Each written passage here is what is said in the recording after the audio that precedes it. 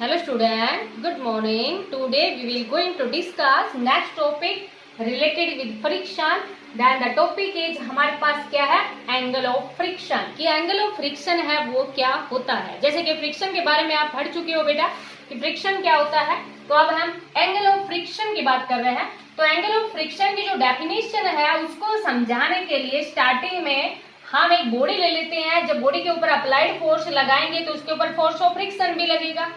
तो हमने क्या ले लिया, एक सरफेस ले लिया, एक सरफेस के ऊपर कोई भी एक ब्लॉक ले लिया।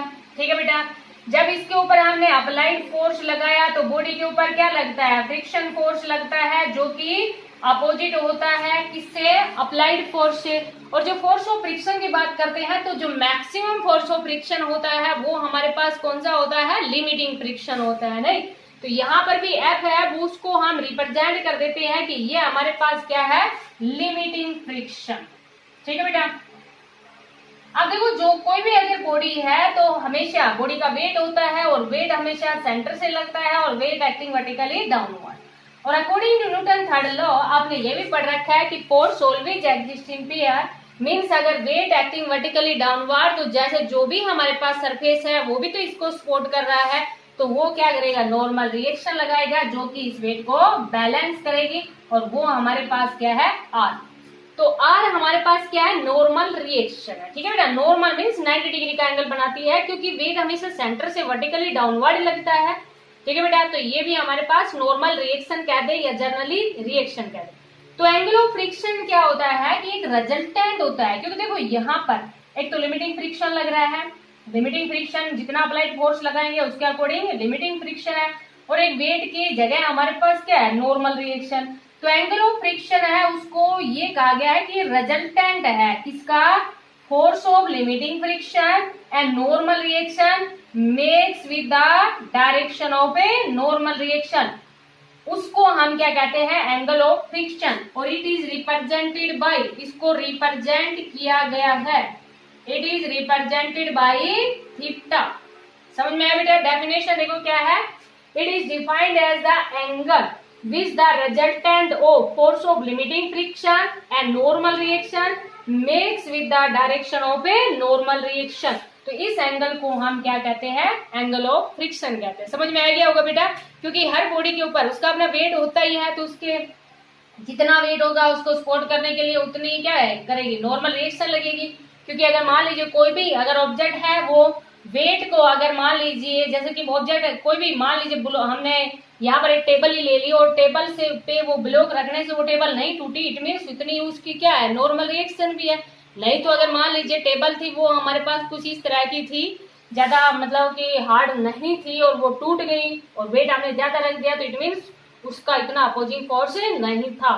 लेकिन अगर इसने सपोर्ट कर रखा है तो इट मीन्स इसका इतना ही अपोजिट फोर्स होगा। समझ में आया बेटा, तो ये जो एंगल है ना, इस एंगल को हम क्या कहते हैं, एंगल ऑफ फ्रिक्शन कहते हैं। ठीक है बेटा, तो देखो इस एंगल ऑफ फ्रिक्शन की जो वैल्यू निकालने के लिए ना थोड़ा सा हम यहाँ पर क्या करते हैं, कंस्ट्रक्शन कर देते हैं। जस्ट ये हमारे पास क्या बन गया, पैरेललोग्राम बन गया ना।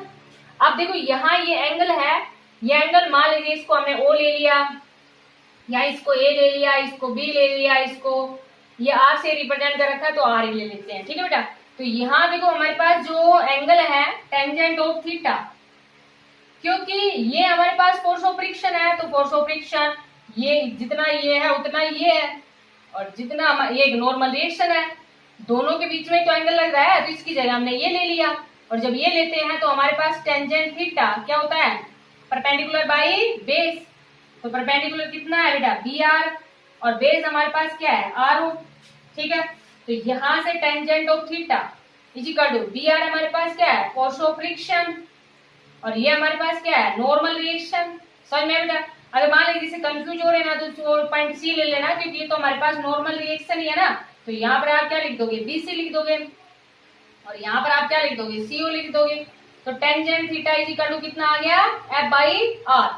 अच्छा, ये जो एफ बाई आर होता है ना, ये कोफिशिएंट ऑफ फ्रिक्शन होता है। तो देखो कोफिशिएंट ऑफ फ्रिक्शन भी समझ लो एक बार, ये इतना समझ आ गया होगा बेटा आपको। कोफिशिएंट ऑफ फ्रिक्शन के बारे में थोड़ा सा आपको प्रीवियस वीडियो में भी बताया था। कोफिशिएंट ऑफ फ्रिक्शन देखो क्या होता है, जैसे कि हम लॉज ऑफ लिमिटिंग फ्रिक्शन की बात कर रहे थे तो लॉज ऑफ लिमिटिंग फ्रिक्शन में हमारे पास जो फर्स्ट लॉ था वो क्या था कि फोर्स ऑफ फ्रिक्शन है, चाहे वो किसी टाइप का भी है, लिमिटिंग फ्रिक्शन है या जनरली फ्रिक्शन है, वो डायरेक्टली प्रोपोर्शनल होता है नॉर्मल रिएक्शन के। पढ़ा था ये आपने और समझा भी दिया था आपको ये, ठीक है बेटा। तो ये जो प्रोपोर्शनलिटी है ना, इसको हटाते हैं तब हमारे पास क्या आता है, कोफिशिएंट ऑफ ए फ्रिक्शन आता है। तो यहाँ पर ये जो म्यू है इसको हम क्या कहेंगे, कोफिशिएंट ऑफ ए फ्रिक्शन कहेंगे। तो coefficient of friction is defined as the ratio of किसका बेटा, force of friction to the normal reaction. Coefficient of friction is defined as the force of limiting friction कह दो या force of friction to the defined as the ratio of a force of friction to the normal reaction। समझ में आ गया होगा बेटा, बिल्कुल simple सा है। अच्छा देखो, इसकी वैल्यू है म्यू की, वो हर बॉडी के लिए अलग अलग हो। जैसे कि मान लीजिए कोई भी सरफेस है वो हमारे पास स्मूथ है, तो जब हमारे पास जब स्मूथ सरफेस है तो फोर्स ऑफ फ्रिक्शन भी कम लगेगा, और जब कम लगेगा तो ऑब्वियसली म्यू कम ही हो जाएगा। तो अगर स्मूथ सरफेस है तो अप्रोक्सीमेट जो वैल्यू है कोफिशिएंट ऑफ फ्रिक्शन की वो हमारे पास कितनी आती है, 0.2। निकालोगे कैसे बेटा, उस बॉडी का वेट कितना था, फोर्स ऑफ फ्रिक्शन उसके ऊपर कितना लगा, तो फोर्स ऑफ फ्रिक्शन को उसके वेट से डिवाइड कर दोगे, मींस नॉर्मल रिएक्शन वेट के बराबर ही होती है। तो यहाँ से हम कोफिशिएंट ऑफ फ्रिक्शन निकाल देंगे, ठीक है बेटा।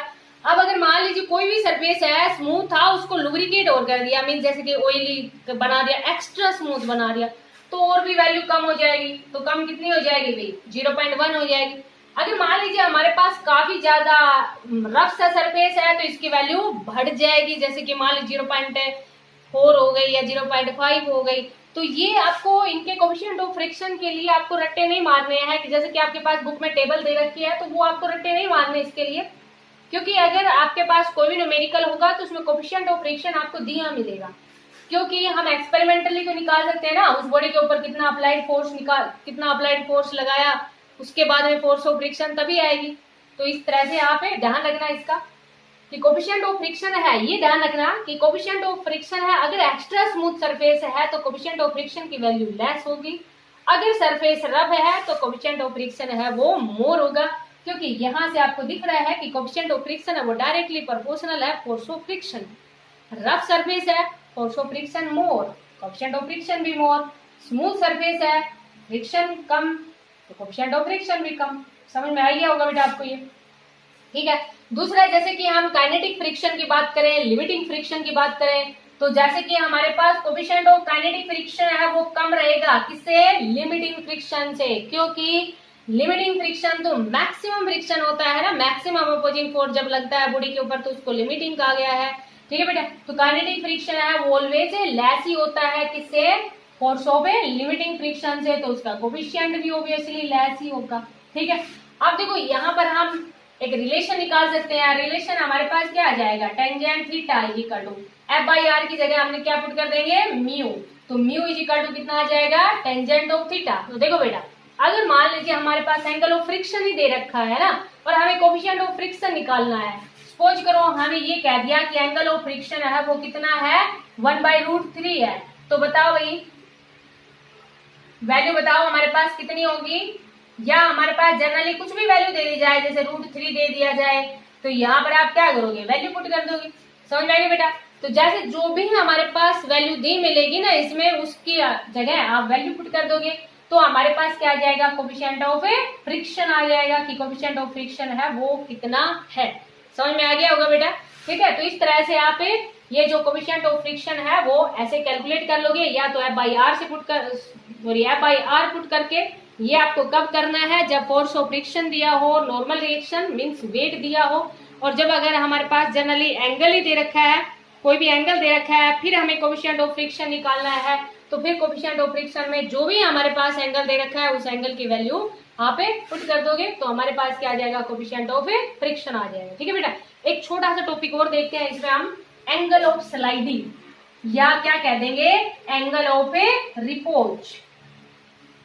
तो देखो बेटा, एंगल ऑफ रिपोज कह देंगे या एंगल ऑफ स्लाइडिंग। बहुत ही सिंपल सा टॉपिक है, नाम से पता चल रहा है। एंगल ऑफ ए स्लाइडिंग कह देंगे या हम क्या कह देंगे, एंगल ऑफ रिपोज। तो देखो ये हमारे पास स्लाइडिंग, जैसे कि मान लीजिए कोई भी बॉडी स्लाइड कर रही है ना, तो अगर एक सरफेस हमारे पास बहुत ही सिंपल सा है, एक सरफेस हमारे पास इस तरह से है, प्लेन सरफेस है, एक बॉडी को रखा, बताओ भाई स्लाइड करेगी, नहीं करेगी ना।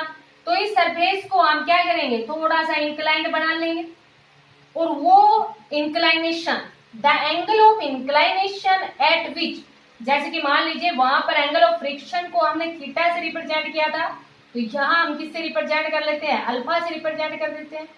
तो एंगल, वो एंगल जिस पे, जैसे कि कोई भी ब्लॉक था स्टार्टिंग में, दोबारा समझो इस चीज को, जैसे कि स्टार्टिंग में हमारे पास एक ब्लॉक रखा है यहाँ, और इसके ऊपर अप्लाइड फोर्स आप लगा रहे हो, और अप्लाइड फोर्स आपको नहीं लगाना है, क्योंकि आपको तो एंगल ऑफ स्लाइडिंग निकालना है ना, कितना एंगल होगा जिस पे बॉडी है वो स्लाइड करने लग जाएगी। अब आपने इस बॉडी को यहाँ रखा, आप कहोगे कि स्लाइड करेगी, नहीं करेगी ना बेटा, तो क्या करोगे आप, इस इंक्लाइंड, इसको जो हॉरिजॉन्टल सरफेस है इसको आप क्या कर लोगे, इंक्लाइंड बना लोगे, और वो angle of inclination eight which the body slide down, उस एंगल को हम क्या कहते हैं, एंगल ऑफ स्लाइडिंग, या क्या कह दोगे, एंगल ऑफ ए रिपोज। तो समझ में आ गया होगा बेटा, angle of sliding it is the minimum angle of inclination, या हम ये भी कह देंगे क्योंकि थोड़ा सा ही तो इंक्लाइन करना पड़ेगा, तो it is the minimum angle of inclination, minimum angle of a inclination at which the body is slide down, the body is a slide down, उस एंगल को हम क्या कहते हैं, एंगल ऑफ इंक्लाइनेशन कहते हैं। जैसे एंगल ऑफ फ्रिक्शन को हमने थीटा से रिप्रेजेंट किया था, तो इस एंगल को हम किससे रिप्रेजेंट कर लेते हैं, अल्फा से रिप्रेजेंट कर लेते हैं। समझ में आ गया होगा बेटा। अब देखो यहाँ पर एक चीज समझने की है, अगर बॉडी ऐसे थी हॉरिजॉन्टल पे तो वेट एक्टिंग वर्टिकली डाउनवर्ड, अब ये थोड़ी सी तिरछी होगी ना, तो वेट तो हमेशा सेंटर से ही लगेगा, और नॉर्मल रिएक्शन मींस 90 डिग्री का एंगल बनाना सरफेस के साथ, नॉर्मल रिएक्शन देखो यहाँ लेके आओगे तो समझ में आया बेटा। तो अगर ये एंगल थीटा है तो नॉर्मल रिएक्शन को फिर कौन बैलेंस करेगा, क्योंकि ये एंगल थीटा है तो वेट भी तो एंगल थीटा, सॉरी ये एंगल अल्फा है तो वेट भी तो एंगल अल्फा से लगेगा, तो इसको रेक्टेंगल कंपोनेंट में रिजोल्व कर लोगे, क्योंकि आपको समझाया हुआ है कि जहां पर भी हमारे पास कोई भी एंगल होता है तो उसको रेक्टेंगल कंपोनेंट में रिजोल्व कर लेते हैं। तो ये हॉरिजॉन्टली कंपोनेंट तो क्या हो जाएगा, mg cos ऑफ अल्फा, और ये जो वर्टिकली कंपोनेंट है ये हमारे पास क्या हो जाएगा, mg sin ऑफ अल्फा। समझ में आ गया होगा बेटा, हॉरिजॉन्टल वर्टिकली मीन जो 90 डिग्री का एंगल बना, ठीक है। अब देखो बॉडी स्लाइड डाउन, बॉडी तो इधर स्लाइड कर रही है, तो फोर्स ऑफ फ्रिक्शन है वो इस तरफ लगेगा, फोर्स ऑफ फ्रिक्शन इस तरफ लगेगा ना। समझ में आया बेटा।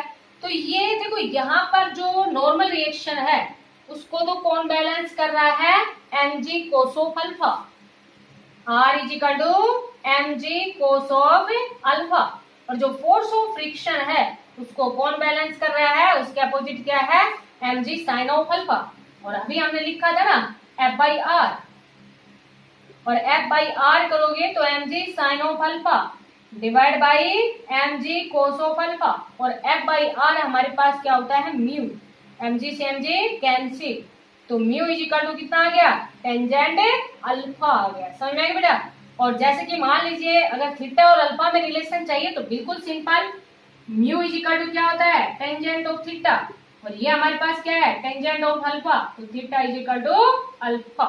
समझ में आ गया बेटा।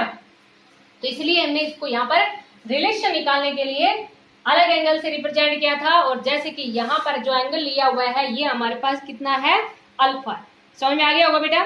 तो एंगल ऑफ स्लाइडिंग है वो हमारे पास क्या होता है, the minimum angle of inclination of a plane, या हम ये भी कह सकते हैं inclination of plane with the horizontal, horizontal के साथ बना रहा है ना, तो it is the minimum angle of inclination of the plane, simple ऐसे भी लिख सकते हैं, of the plane with the horizontal, with the horizontal at which with the horizontal at which the body slide down, उसको हम क्या कहेंगे, angle of sliding कहेंगे। समझ में आ गया बेटा।